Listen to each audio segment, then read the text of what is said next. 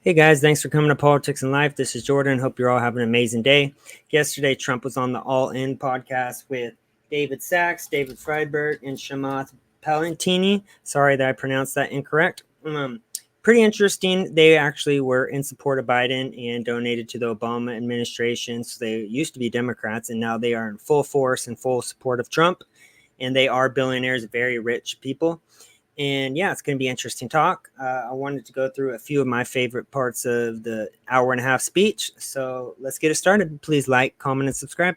That shouldn't be negotiating. I think he's got a conflict of interest.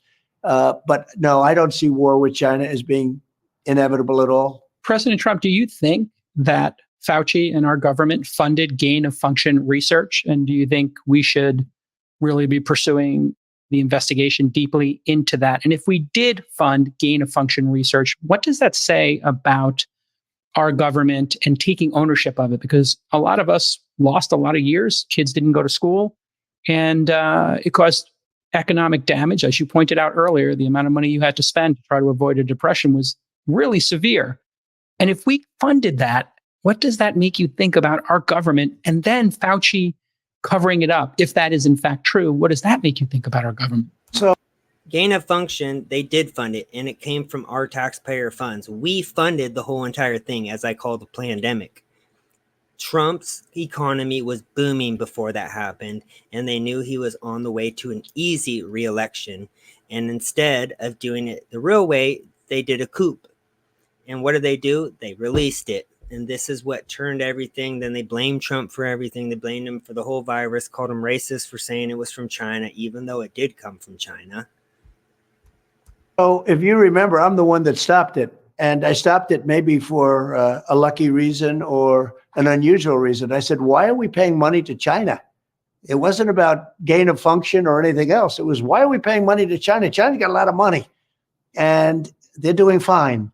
You know, we're considered like, they want us to consider them a growing nation, a nation in distress, all sorts of things, because they always take advantage of every treaty by saying that they need, you know, they're an improving nation. I heard the other day they have all different terms for changing, but they're a growing nation. Well, we're a growing nation too.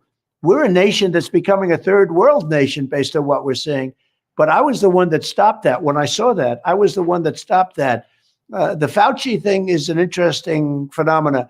I was not a big fan of his. As you know, he said, no, let everybody come in from China. I overrode him on that. I overrode him on a lot.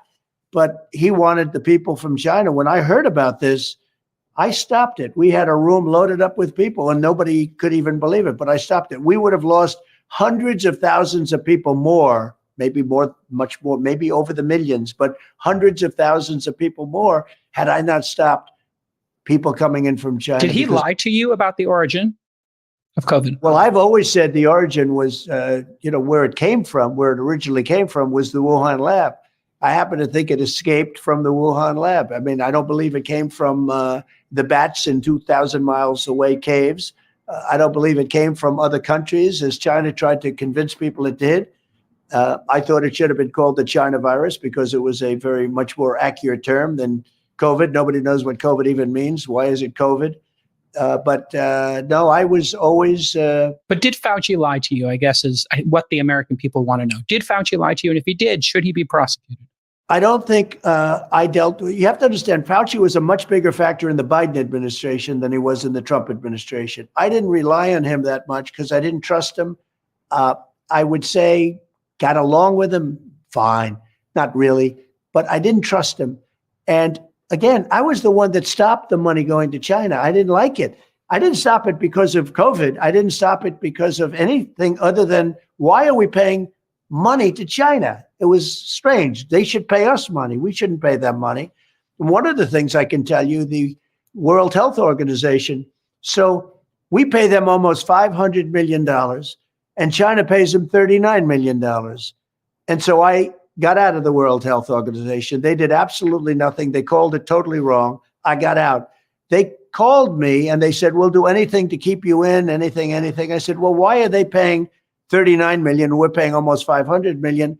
And they said, well, we'll work out a deal where you can pay much less.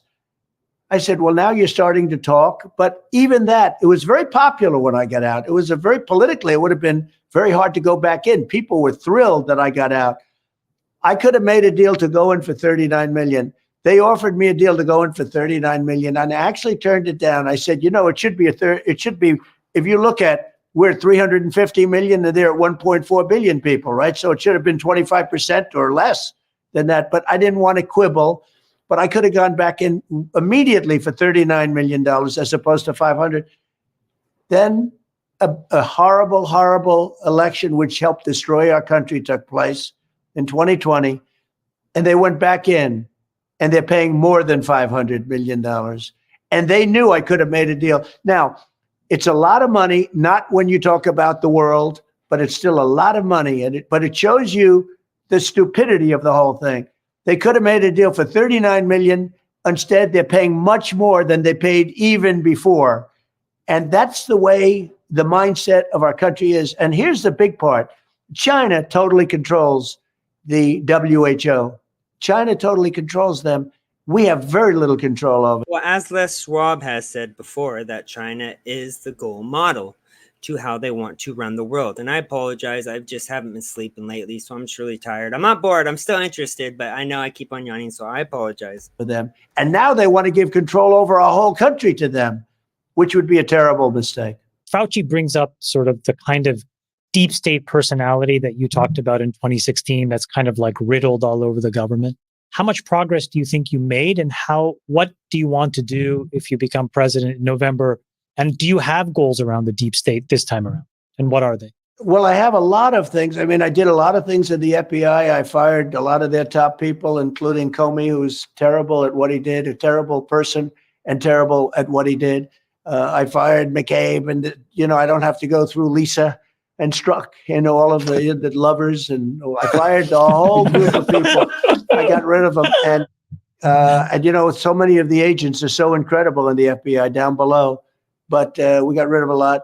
You take a look at the World Health again. We got out of the World Health. We got out of this is a similar thing that, this is really similar to your answer, but we got out of the World Health Organization, which was a tremendous thing. We got rid of the Paris Accord. The Paris Accord was a disaster for us. We were going to pay $1 trillion and other countries were paying nothing. Russia was paying nothing. China was paying nothing. It didn't even kick in for China until 2030, whereas with us... That's what I actually really liked about Trump. He didn't really take crap from anyone. And all these other countries that were pretty much taking advantage of us for so long without paying, Trump finally made them pay back. Like, they were also, for instance, for the Ukraine war right now, what do they pay? Like 5% of all the total income that has been sent to Ukraine, and we pay the majority of that bill. They never help. They never bothered to pay us for anything or for our security. So Trump made them pay. He's like, if we're going to do all this for you, you need to pay what you agreed on. It kicked in immediately. So I got rid of the Paris Accord. I did a lot of things having to do with not only people, but tremendous amounts of money, because the Paris Accord was so unfair. And I said, when I do this, people are not going to like it, but I have to do it because it's right. People loved it. The public understood it. They loved it. And now they've gone back into the Paris Accord at the same terms and even worse than the terms I got out. It's really a shame. It's so many things. It's so sad to see so many things. I mean, the WHO, the Paris Accord, you take a look at these things, they could have gone back. If they wanted to go back, if they had it, they could have gone back for a fraction of what they were doing. And they're very unfair to the United States. We're like a lapdog for every other country. Mr. President, I know you're running out of time here, but we haven't had a chance for you to speak to the border situation yet. So I want to give you a chance to address that, because that's always been really one of your main issues since 2016. You wanted to build a wall. The Democrats did everything they could to thwart that. You built the wall, but then Biden left a bunch of holes in it and then sold off the parts for scrap metal. And now we've had and repealed your executive orders. So I want to give you a chance to speak to that. But one piece I want to just add in as a follow-up question is, a lot of tech CEOs say, if we fix the border, can we get more H-1Bs for tech workers? So can you address that as well as what's going on at the border? Yes. Yes, it is all on purpose. And as I exposed in a video yesterday of one Biden official admitting that the Great Replacement theory is happening and that they are letting terrorists and very dangerous people into our country illegally on a daily basis. It is happening. It's called the Great Replacement theory. That is the whole open border scenario. That is the real name of what they are doing. So we built hundreds of miles of wall, David, as you know, and we're very proud of it. We did it as per specification by the Border Patrol. They wanted exactly the wall that we did with the climb panel on top, with steel, concrete, and then rebar, and all of the things. And they wanted to have vision through it, clearly through it. And because I thought about concrete plank, frankly, going up 40 or 50 feet, and they didn't like that. They wanted to have vision through, and I understood that too. I sort of disagreed with it, but that's okay. We actually brought climbers in, Mount Everest climbers to climb, and we built a very hard wall to climb. It's a very effective wall. And we built hundreds of miles, and then we're going to add quite a bit at the very end. And we bought about 200 additional miles, and it was ready to be put up. Could have been put up in 3 weeks, maybe 4 weeks. And areas that were rough areas that were people coming in, because as you build the wall, they go in different areas, right? They go further out. It was so effective. It was so effective. Mexico gave us a lot of troops for free because of a certain negotiation that I had with them. You heard that. But it was so effective, the wall. But Biden, they didn't want to put up those slats that were going up routinely by us. That means you had gaps. You had, as an example, you had gates in certain area that we put up. We were going to put up big, powerful gates that we could open, and you could let equipment through, et cetera, if you needed it. And they got rid of everything. They sold it for 5 cents on the dollar, much of it, 5 cents on the dollar. I said, I can't believe it. And that's the first time that I said they're serious. They actually want open borders. They want an open border. Nobody could believe it. I couldn't believe it. Because I never believed they wanted an open border, because who would be stupid enough to want an open border? Look what's happened with an open border. I was very proud of that. We had the safest border in the history of our country, and now we have the worst border in the history of the world. We had a safe border. I had a remain in Mexico policy, catch and release in Mexico, not in the United States. Everything was so good. But the remain in Mexico was a big deal. Not easy to get, but it was a big deal. They were in Tijuana, hundreds of thousands of people. They had to be approved to come into our country. And now you look at what's happened. We've been overrun. It's an invasion of our country by people. Many people come out of jails and prisons. They come out of mental institutions, insane asylums, and we have terrorists coming into our country at a level that we've never seen before. It's a very sad. I never understood why the wall was so controversial. You know, every country needs to have a border, and a wall is a really good way to enforce a border. Who else remembers, like, back when Trump was president, AOC like chaining her hand up to the wall or the fence and like making such a big deal, saying, oh, these kids are being ripped away from their families. Oh, he's building these like detention centers to lock illegals up. But if you remember, it was actually Obama, which a lot of people still to this day don't know, that built the kids in cages. It was him. So Trump already came in when it was already built. And then Trump got blamed for all that. AOC did her little daily show of theatrics and made a big scene, and that's how that all happened. But yet there's 85,000 children, 85,000 right now, and I guaranteed it's at least double that more. That's just being reported right now. The 85,000 children are missing under this administration due to that open border. They've been separated, and they've done nothing to fix it. It's just continuing record rates on a daily basis. And a lot of these people coming right now are grown, single, adult men by themselves. What do you think they're here for when it's that many constantly all day, every day? They're not here for good things, I could tell you that much. Understood why they were so animated about stopping you from building the wall after you ran on that issue in 2016. They held you up for years with litigation. And then, like you said, they wouldn't just finish the little pieces of it, and they left big holes in it. And I think you're right. The only conclusion is they want an open border. I mean, how else do you explain it? They want to destroy our country. You know, the fact is, it's incredible. The big mistake I made, I should have said, I will not build a wall. We do not want a wall. And that wall would have gone up in 15 minutes. The more important point, I think, Mr. President, is we need high-skilled workers in this country. Yes. We need to recruit the best and brightest from the world. Every I time we agree. get somebody super intelligent from India or Europe, any country, that's Three of us one are less- immigrants, sir. Yeah, and 3 of the 4 here are immigrants, the ones without the ties. And we can get these great people into our country, and that's a loss for our adversaries and our competitors, and it's a gain for us. But I've never heard you talk about this. Can you please promise us you will give us more ability to import the best and brightest around the world to America? I do promise, but I happen to agree. That's why I promise. Otherwise, I wouldn't promise. Let me just tell you that it's so sad when we lose people from Harvard, MIT, from the greatest schools and lesser schools that are phenomenal schools also. And what I wanted to do, and I would have done this, but then we had to solve the COVID problem because that came in and, sort of dominated for a little while, as you perhaps know.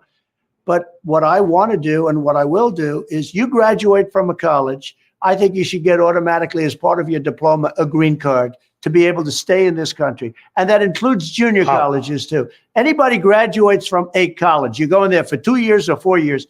If you graduate or you get a doctorate degree from I disagree with the statement. A lot of people are taking this whole entire interview and just talking about this one statement. I didn't agree with them in regards to COVID and talking about the vaccine, that he still till this day won't admit that that was an issue. But he still has great policy, and I could look past that. That's what I don't get, how there's like a lot of DeSimps out there. DeSimps, the DeSantis supporters who are still booty tickled that DeSantis has dropped out because he got that booty whipped, who are bringing this point up and saying, oh, see, he's just like Biden. No, he isn't. He's still going to secure that border, and he's also saying the brightest, the people who actually show they care, show they're there for the good reasons and are going to put in the hard work, we are going to allow them to stay. Even though I still don't agree. I agree maybe to an extent, small extent, because we need to make sure we have Americans getting helped first, our veterans getting helped first, and then we could talk about that. But only if they're contributing good, maybe, or maybe just come in the legal way instead. Yeah, that's what we should do. Build the wall, have them come in legally, that simple. Then that solves all the issues, and Trump's already said that's what he's going to do. So the fact that people are twisting this and making this a bigger deal than it needs to be is just laughable.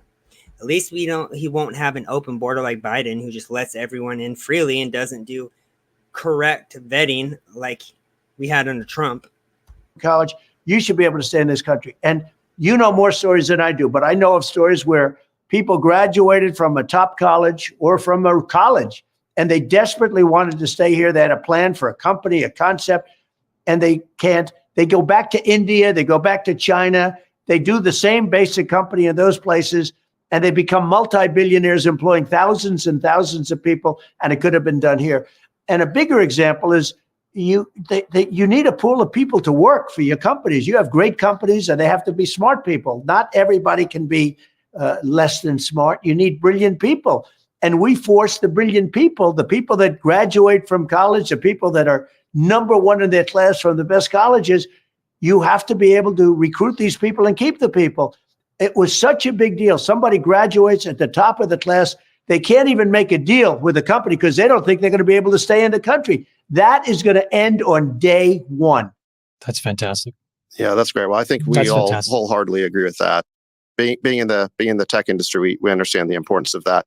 They're telling us that you have to go to dinner, Mr. President. So thank you so much for spending so much time with us. We really appreciate it. It's been great having this Wait, conversation hold on. with Sorry, you. I'm sorry. I have to ask, sir. I Chamath, have to you ask one question, sir.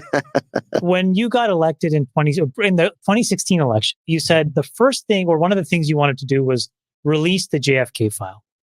And then you said later, I saw it and I wasn't really ready to do it. And then I saw a clip where you changed your mind and you said, I think we're ready to see this file. And I'm just curious. What's in it? What? No, Tell us right now. What happened? Like what? Yeah. I actually did do it. I released a lot. And I'm just going to do it.